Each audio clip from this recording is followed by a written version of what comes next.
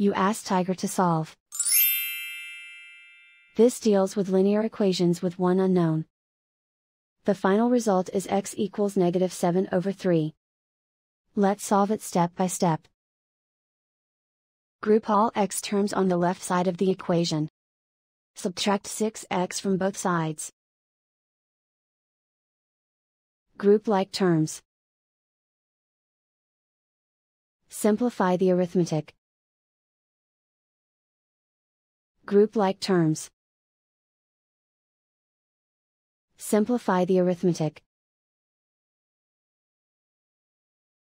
Group all constants on the right side of the equation.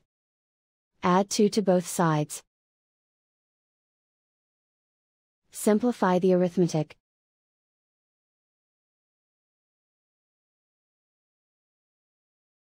Isolate the x. Divide both sides by -3. Cancel out the negatives. Simplify the fraction. Simplify the arithmetic. And so the final result is x equals -7/3.